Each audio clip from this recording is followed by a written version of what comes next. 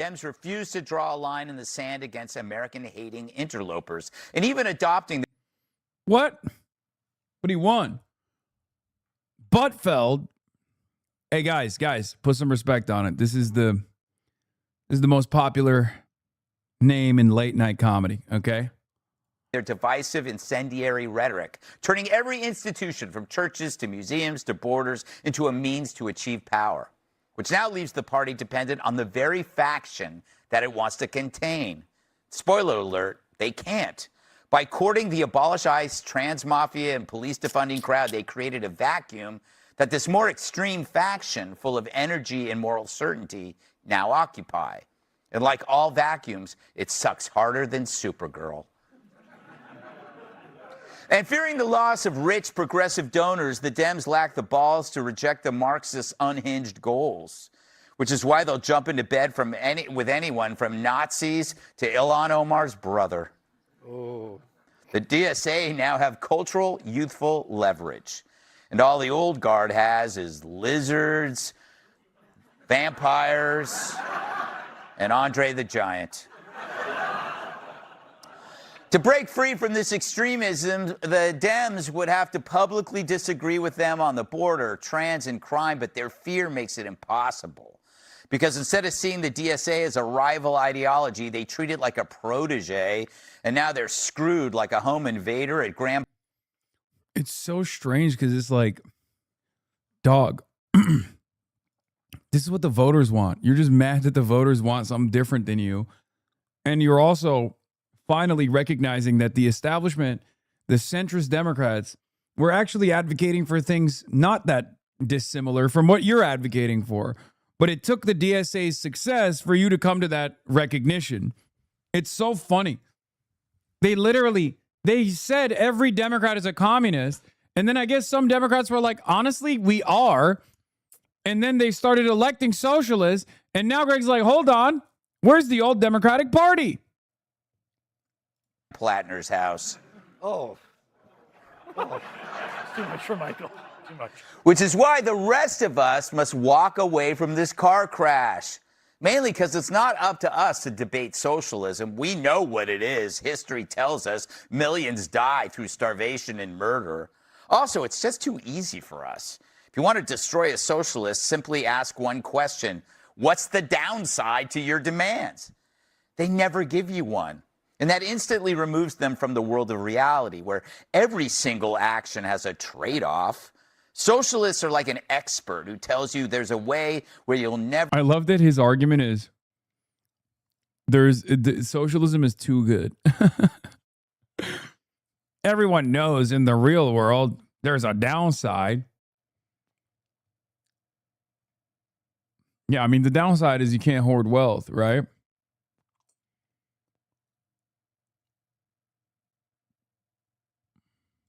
Gain weight again, and it's death. So leave that spat with the Dems and the monster they created. Instead of articulating an alternative, we need to implement what we already stated, because the icy water of reality has already settled the arguments. The climate agenda is abandoned, the open border is a nightmare America wishes to forget, and the trans agenda has collapsed under the weight of reason. True, our nation demands a border, a belief in biology, access to fossil fuel, and incarcerating criminals. And enough with identity politics. I don't need to hear your pronoun preference when you're telling me the soup of the day. But even if mainstream America, these ideas are done, they're still gasping and twitching in the corpse of the Democratic Party thanks to the DSA.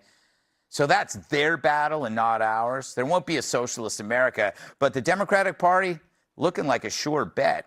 We could throw them a life preserver, but they'd only call it racist for being white. Be sure to like and subscribe. Wow. That shit went hard in the retirement home. Fox is going so hard. This is now your most imported photo on Getty. Wait, really? I hate it. But they know I hate it. That's why they play it. Fox News alert, Abdul El-Sayed is calling for unity, but he's refusing to condemn Hassan Piker, despite Piker saying that America deserved 9/11. He said that you need to renounce people like the left-wing streamer Hassan Piker, who was campaigning with you, who was out there in Michigan on Monday night, I believe last night as well. Do you have any plans to do that? Look, I'll tell you this. I'm less focused on folks who are campaigning with me, more focused on the folks I'm campaigning to. And I think it's important to stay in touch with the folks who... How long are they going to milk this? I don't know. I want to know what their audience is saying. When people are more focused on power than morals, I always laugh when Rush Limbaugh referred Carville as old serpent head. Carville's notion, oh my God, all the boomers that watch this fucking hate James Carville, so they're accidentally getting polarized. They're accidentally getting polarized in my direction. Who you want to elect you. I think that's clearly what's gone wrong with Senator Fetterman. But also, Guys, yes, the top comment is my head is small. Fuck you. Ed did have some words for my next guest, James Carville. Now James Carville's talking about leaving the party. We got John Fetterman, James Carville fantasizing about leaving the party. I'm like, you're sweetening the deal. It's also, I mean, it's just so, part of me is like, why does anybody still listen to James Carville? He said one smart thing once, which he seems to have forgotten, which is, it's the economy, stupid. Joining me now, Democratic strategist James Carville. That was a rather smart take. It's the economy, stupid. Oh, man, I'm telling you, blistering me. I don't know what I can do. I can't take it. Please, Mama, help me. Your response to El Sayed. Such vicious people. Wow. So, look, at the end of the day, I think the guy's going to win anyway. I mean, Trump's probably 30 points underwater in Michigan. His opponent is a lackey of Big Pharma, an election denier. He can't help himself. He gotta still toe the line. Look at him. Look at him. I'd say bend the knee, Carville, but you can't. I don't want you to genuflect too hard now. I don't want you to bust a hip on the way down. Yeah, I like that we went from Anthony Fantano to back to dehydrated Anthony Fantano. Totally in on a losing war. And so he's got some slack. He'd probably use every bit of it, but I still think he's going to win. And, you know, Mike Rogers, of course, would take issue with that. We'll see. I personally don't think Michigan will he wouldn't embrace. take issue with the fact that he's a Big Pharma lobby. So you think Michigan's there, but you think Michigan is there with this really socialist demeanor? Well, look, I think there's some things that were said that maybe people don't agree with, but what they really don't agree with, they're getting slaughtered in this economy, getting slaughtered with these. Oh, James, brother. Look. McEnany's like, we brought you on to shit on Hassan Piker. What the fuck are you doing? Now you're talking about socialists are going to defeat the Republicans? Look at her face. Look at her face. Okay, James. Hey, yo.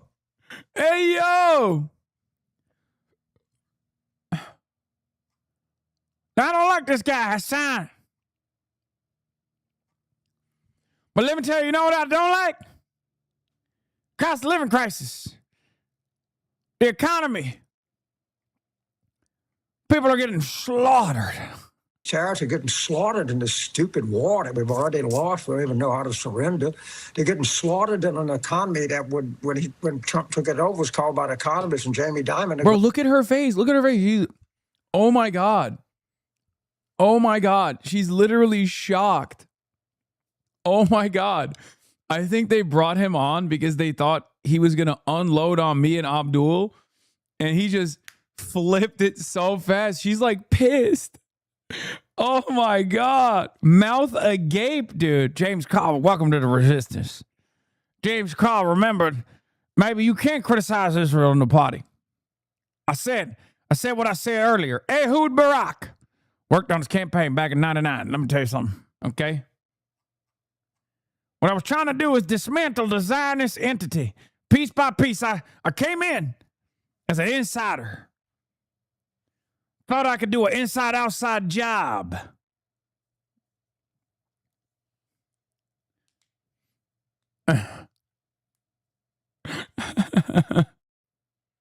That's right. The whole time I was a double agent. Everything I said beforehand was a lie.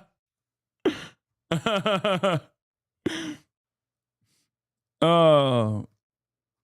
Greatest economy in the history of the world. Now we're at the point where we're losing jobs and they keep revising job with loss downward. So, yet this is a race where if you're not a Republican, you should win and win easy. I don't know if Al Haynes can win easy. I'm going to take a bet. I'm going to take a bet with you there. I think Michigan Sure, votes for Mike Rogers, and I think value added is President Trump. My view. I do want to play this for you. Here's Bernie Sanders. Listen to this. So when someone like James Carville says he doesn't want to be in the same political party as Hassan Piker, which one are you going to take? I think one of the funniest parts about this is also James Carville has got like what? Maximum 10 more years of life. Like he's on 1 HP. No disrespect to my man, but he's 90 something years old. So like how many more years does he have in the party or at least on God's green earth to begin with? You know what I mean? Like I'm just saying, like, he's like, oh yeah, I got me, my way or the highway. It's only me or Hassan Piker. And it's like, okay. Well, that's not much of a choice. If Mr. Carville doesn't want to be in my party, the party that I belong to, that Piker, that Sayed belongs to, he can start his own party. These socialists spend a lot of time on you. They seem to, and I don't know. They don't have to worry. I'm will be 82 in October, so I don't have much longer to. So to Sanders, famously was not a Democrat. He was a socialist. He didn't register as a Democrat. So I don't know. When he was a socialist, I was a Democrat. I'm still a Democrat. Is he one now?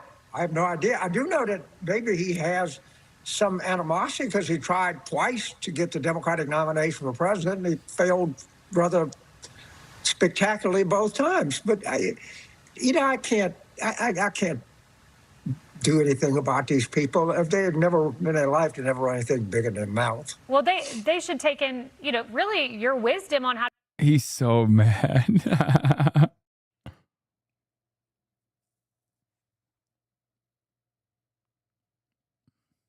To win in Democratic politics. You did get Bill Clinton across the finish line after all. On that note, you say you're a political animal. You just want to win races. There is a race Tuesday. Right. Francesca Hong has a huge lead. Here's Francesca Hong. Thanksgiving is also a time that's incredible. Are they trying to give this man a stroke? What's happening? Like, don't even show Francesca Hong's Thanksgiving tweets to James Carville, man. Now I feel bad. Again, 82 years old, man. Just let him rest, Painful for many people in our communities. And so I think I wanted to make sure that people understood that there are multiple views, but views can evolve. I mean, James, she says Thanksgiving's now her favorite holiday, but I imagine you don't like that as a political operative, that quote. Look, I think that the progressive left, they're very tech people. I think they've come up with an AI random stupid idea generator. And I think